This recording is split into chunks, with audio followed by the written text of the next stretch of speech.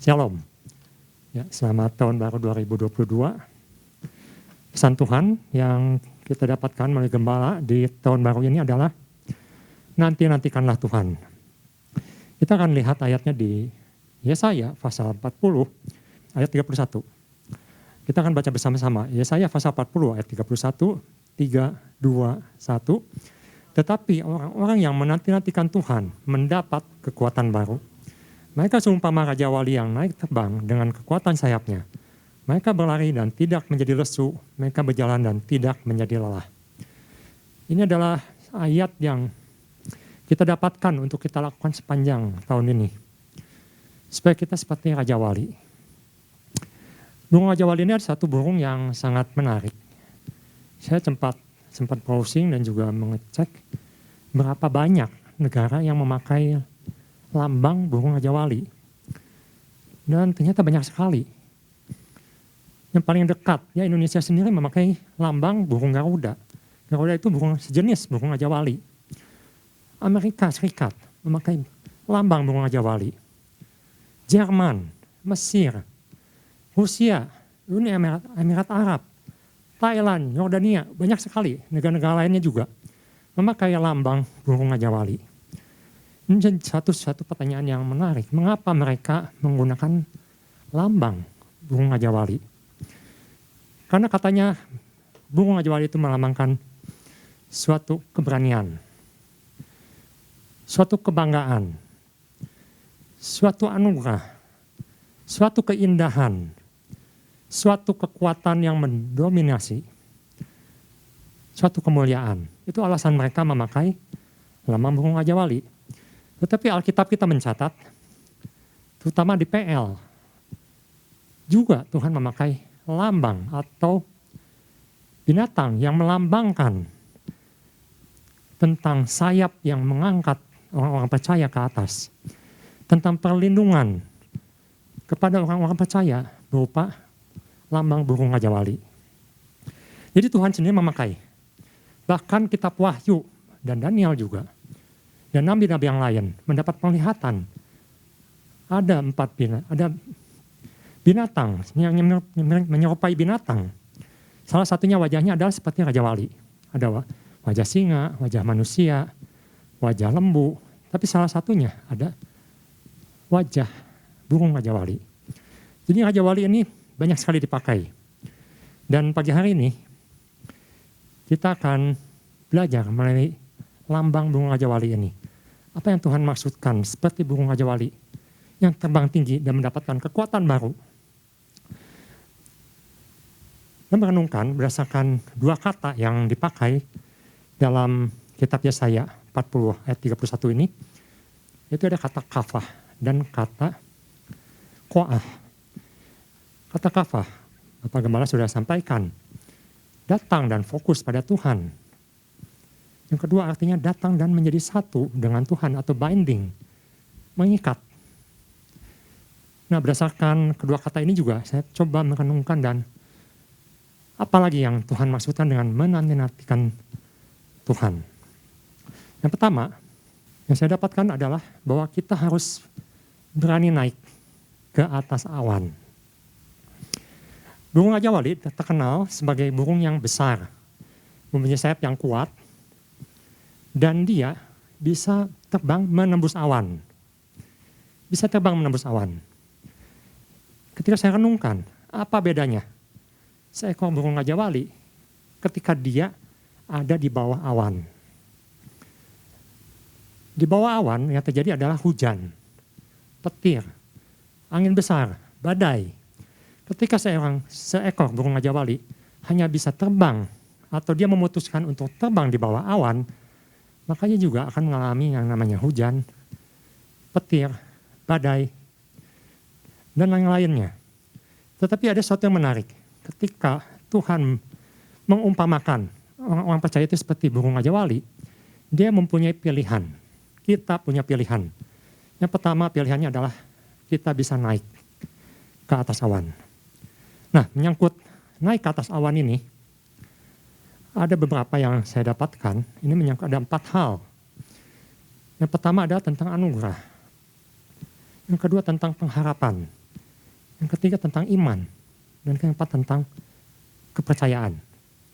Ada grace, ada hope, ada faith, ada trust. Kita akan lihat satu persatu. Banyak yang melambangkan burung Raja Wali ini sebagai suatu anugerah. Anugerah apa? Karena dia diberikan satu sayap yang lebar. Sayap yang kuat, sehingga dia punya kekuatan untuk bisa naik ke atas. Ini melambangkan suatu anugerah. Ketika kita diciptakan oleh Tuhan dan diterima sebagai anaknya, kita diberikan satu anugerah. Anugerah apa? Anugerah untuk bisa melewati badai. Untuk bisa terbang di atas badai. Ini ada suatu perumpamaan di mana kita bisa dapatkan nilai-nilainya. Terbang di atas awan artinya kita bisa melihat jauh ke depan. Dan ini menyangkut iman. Ketika seorang burung atau seekor burung terbang di bawah awan, dia bawah hujan yang berkabut, yang gelap, maka pandangannya akan terbatas. Ketika kita memutuskan untuk berada di bawah, tidak mau naik ke atas, maka pandangan kita akan terbatas. Mungkin hanya bisa melihat beberapa meter saja. Tetapi dikatakan seekor burung Raja Wali yang terbang ke atas dan dia bisa mendapatkan pandangan yang jelas, yang clear view, itu bisa mencapai 3.000 meter. Seekor burung Raja Wali yang bisa melihat jauh ke depan dengan bersih, pandangan yang jelas, bisa melihat 3 kilometer di depan. Artinya apa? Artinya ketika kita mau naik ke atas, maka kita akan mendapatkan satu pandangan yang lebih jelas, lebih bersih, lebih tepat. Dan itu hanya kita bisa dapatkan ketika kita mau naik. Naik ke awan, ke atas awan, itu melambangkan bahwa ketika kita mau mendekat kepada Tuhan, maka Tuhan akan berikan pandangan yang jelas untuk kita lalui untuk tahun ke depan, selama 1 tahun ini. Ada tentang iman.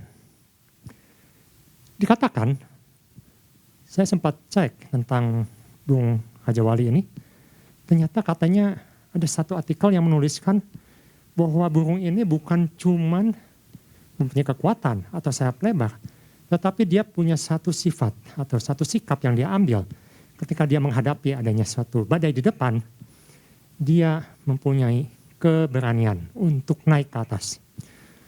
Ini ada satu keputusan iman bagi orang-orang percaya.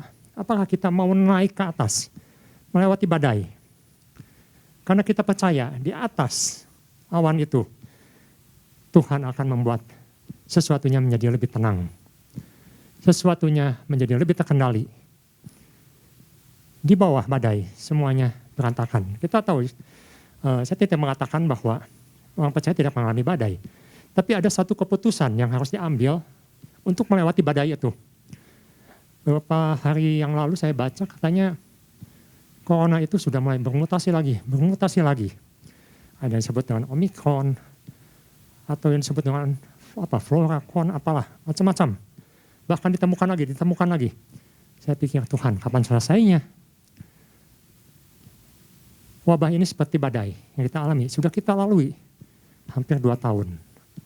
Dan kita tidak tahu apakah tahun ini akan terus berkembang atau seperti apa. Tapi yang jelas, dalam menghadapi badai, kita perlu memperkuat iman kita, yaitu mau naik ke atas. Sehingga Tuhan akan beri sesuatu yang lebih jelas pada kita untuk kita lalui, kita jalani. Mengenai pengharapan atau hope. Ketika seseorang mempunyai pengharapan, dia akan mencoba untuk naik ke atas. Dan itu diberikan oleh Tuhan kepada setiap orang percaya. Ada pengharapan di dalam Tuhan. Seekor burung yang memutuskan untuk di bawah awan, maka pilihannya hanya 2. Dia mati di bawah, kena petir, atau dia harus cepat-cepat bersembunyi. Cari tempat yang lebih aman. Tetapi iman, pengharapan, itu membuat kita harus berani naik ke atas. Suatu pengharapan yang diberikan oleh Tuhan bahwa kita bisa melalui badai dengan baik. Orang yang tidak mempunyai pengharapan itu sama dengan orang yang sudah tidak berdaya.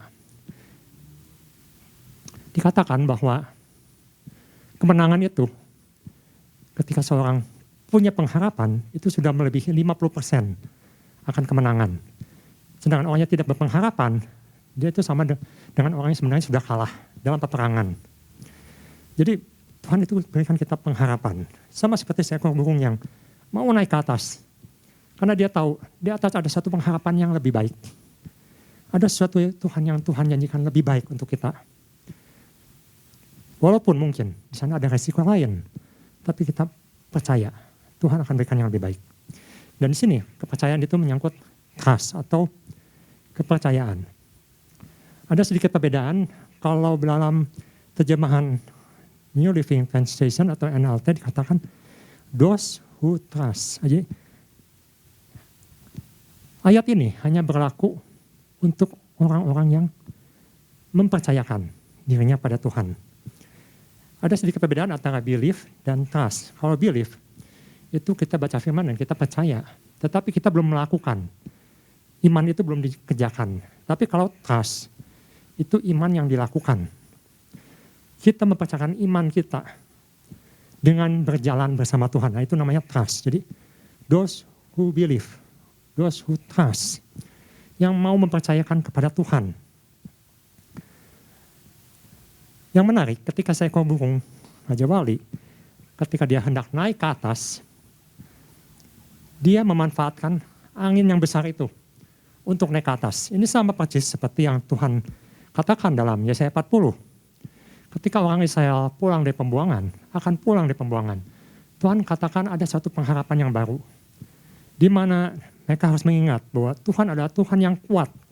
Tuhan yang sanggup mengangkat mereka kembali. Ini ada satu janji yang Tuhan berikan pada kita di tahun ini. Ketika kita mau mempercayakan kehidupan kita, iman kita, pengharapan kita ke tangan yang kuat, tangan yang sanggup mengangkat, seperti angin yang sanggup mengangkat Raja Wali menembus awan. Itu yang akan terjadi, kita akan naik ke atas. Karena Allah kita adalah Allah yang kuat, bukan Allah yang lemah. Ia akan memakai apa saja menjadi syarat untuk mengangkat kita naik ke atas. Jadi yang bagian pertama ini, kita harus memutuskan untuk berani naik ke atas. Menghadap tahta Allah. Dan di sana kita akan menemukan anugerah Tuhan. Pengharapan di dalam Tuhan. Iman di dalam Tuhan. Dan kepercayaan, trust di dalam Tuhan. Itu adalah bagian yang pertama yang saya dapatkan. Bahwa sungguh luar biasa ketika Tuhan menyamakan kita dengan burung Raja Wali yang akan mendapatkan kekuatan baru. Bukan seperti anak muda yang dikatakan, walaupun mereka muda masih kuat. Tetapi tidak bersama Tuhan, hanya mengandalkan kekuatan sendiri. Maka lama-lama akan lesu, lama-lama akan lelah, lama-lama akan capek. Lama-lama akan tumbang. Dan Tuhan katakan kita harus naik ke atas bersama Tuhan. Itu yang bagian pertama. Bagian kedua, apa yang dimaksud dengan menanti-nantikan Tuhan? Dengan cara bagaimana kita menanti-nantikan Tuhan? Yang kedua adalah dengan cara memperbesar kapasitas kita. Tahun ini, Bapak Gembala sudah menyampaikan kita akan memasuki suatu alam seperti hutan, di mana kita perlu berhati-hati. Karena hutan ini kelihatannya mudah untuk dilalui. Hutan ini sepertinya cukup terang, tetapi kita harus sadar bahwa Tuhan ini adalah tempat-tempat tinggal binatang buas juga. Yang sewaktu-waktu bisa muncul, sewaktu-waktu bisa menyerang. Karena itu, ada satu kata yang dipakai di sini yaitu kata koah. Bapak Gembala sudah menuliskan di warta juga. Kata koah ini ternyata mengandung beberapa arti juga yang berhubungan dengan apa yang kita bisa dapatkan di tahun ini. Yang pertama, kata koah ini menyangkut tentang semangat. Tentang semangat. Suatu keberanian ilahi. Untuk apa? Untuk datang menghadap tahta Allah. Untuk apa? Untuk meminta anugerah Tuhan. Kita akan lihat di Ibrani pasal 4 ayat 16. Ibrani pasal 4 ayat 16. Di situ dikatakan, marilah kita dengan penuh keberanian. Nah, kata ini dipakai, kata yang dengan penuh semangat, dengan keberanian ilahi untuk menghadap tahta Allah, tahta kasih karunia. Supaya apa? Supaya kita menerima rahmat. Rahmat itu grace, anugerah. Dan menemukan kasih karunia untuk mendapatkan pertolongan kita pada waktunya. Jadi di sini kita diajak untuk mari tahun ini kita menghadap tahta Allah untuk mendapatkan anugerah Tuhan. Karena kita tidak tahu, ketika kita menembus awan, kita tidak tahu apa yang terjadi. Mungkin di bawah sedang kacau balau, sedang berantakan. Tapi Tuhan mengajak kita naik, menghadap tahta Tuhan untuk mendapatkan kekuatan Dia. Supaya kita diluputkan dan kita jangan sampai tumbang. Yang kedua, kata koah ini, kekuatan ini juga berhubungan dengan kapasitas. Kapasitas ini adalah suatu tempat atau suatu wadah di mana tahun ini Tuhan ingin kita memperbesar kapasitas kita. Sama dengan burung yang besar, burung ajawadi dibandingkan dengan burung yang kecil. Burung yang kecil kapasitasnya terbatas. Dia tidak bisa menembus ke atas. Dia hanya bisa berlindung, mencari tempat perlindungan cepat-cepat. Tapi seekor burung yang besar, dia punya kapasitas yang besar untuk bisa naik ke atas. Kapasitas menyangkut adalah kita harus belajar untuk memperbesar kapasitas itu. Tuhan mengatakan untuk mendapatkan anggur yang baru, perlu wadah yang baru. Karena wadah yang lama, jika dimasukkan anggur yang baru, maka ia akan sobek, akan pecah. Karena itu kita perlu mempunyai kapasitas yang baru tahun ini. Caranya bagaimana? Kita harus terus belajar firman Tuhan. Minta bimbingan Tuhan untuk setiap langkah yang harus kita ambil. Memang ini tidak mudah, karena mungkin tahun ini kita akan memiliki banyak kejutan-kejutan yang kita sendiri tidak tahu, tapi Tuhan sudah memperingatkan bahwa kita harus terus waspada. Dan supaya kita waspada, kita perlu kapasitas yang besar untuk bisa menampung setiap urapan Tuhan yang baru. Yang kedua adalah tentang kapasitas. Yang ketiga adalah tentang produksi. Apa yang harus diproduksi? Buah-buahan, buah rohani. Tuhan mengatakan kita tidak bisa menghasilkan apa-apa kalau kita tidak terpaut pada pokok anggur yang benar. Kalau kita tidak melekat pada Tuhan. Jadi Tuhan menginginkan buah. Tahun ini Tuhan meminta buah. Dengan cara apa? Melekat kepada Tuhan. Bapak Gembala katakan menyatu dengan Tuhan. Binding together. Saling mengikat. Diikatkan dengan kuat. Maka ketika kita kuat mengikat pada sang sumber, pada pokok anggur yang benar, maka kita akan menghasilkan buah. Dan yang terakhir adalah tentang menyelesaikan tugas. Kata ini menarik karena dihubungkan dengan kita harus menyelesaikan tugas. Tuhan memberi kita tugas untuk diselesaikan. Tetapi jelas di sini dengan cara Tuhan, bukan cara kita. Ketika seekor burung naik ke atas, seekor jawali naik ke atas, dia memang kuat. Dia memang hebat. Tetapi tanpa kekuatan angin yang menarik dia ke atas, dia tidak bisa naik ke atas. Di sini kita bisa lihat bahwa Tuhan punya caranya untuk membuat kita kuat. Dan di sini kita harus selesaikan tugas yang Tuhan berikan. Bagaimana cara kita mendapatkan kekuatannya? 2 Tawarikh 16 ayat 9 dikatakan, di pasal 2 Tawarikh 16 ayat 9, mata Tuhan menjelajah seluruh bumi. Mata Tuhan melihat seluruh bumi untuk melimpahkan kekuatannya kepada mereka yang bersungguh hati. Terjemahan lain mengatakan kepada mereka yang hatinya loyal kepada Tuhan, yang hatinya sungguh-sungguh terpaut pada Tuhan, maka Tuhan akan memberikan kekuatan untuk menyelesaikan tugasnya. Dalam 2 Tawarikh pasal 16 ayat 9 ini Tuhan memakai kata, dia akan memberikan kekuatan kepada setiap orang percaya yang mau berpaut pada Tuhan. Itu ketika kasus Raja Asa hendak melawan Raja Baesa. Dan di situ Asa mulai menyewa tentara Aram, mulai bekerja sama dengan Ben-Hadad, Raja Aram, untuk mengalahkan Baesa. Dan di sini Tuhan tidak suka. Dan Tuhan katakan, ketika seseorang hanya mengandalkan kekuatannya. Ketika seorang hanya mengandalkan orang lain di luar Tuhan, maka Tuhan katakan Tuhan tidak berikan kekuatannya, tapi Tuhan berikan kekuatan pada orang yang mau bersungguh hati, yang loyal pada Tuhan. Itu ada dua hal yang kita bisa renungkan di pagi hari ini. Jadi ada dua hal yang perlu diperhatikan. Di sini ada dua pribadi yang harus saling mengikat, di mana kita sebagai umat Tuhan harus mengingatkan diri lebih lagi pada Tuhan. Tuhan akan berikan kekuatan dan ada satu tugas untuk kita lakukan. Artinya bukan kita lemparkan kepada Tuhan, tapi kita harus kerjakan sampai selesai. Dan Tuhan katakan dia akan berikan kekuatannya untuk menyelesaikannya. Jadi yang pertama adalah kita harus berani ambil keputusan untuk naik ke atas awan, untuk mendapatkan anugerah Tuhan, kasih Tuhan, pengharapan di dalam Tuhan. Dan yang kedua, kita harus memperbesar kapasitas kita.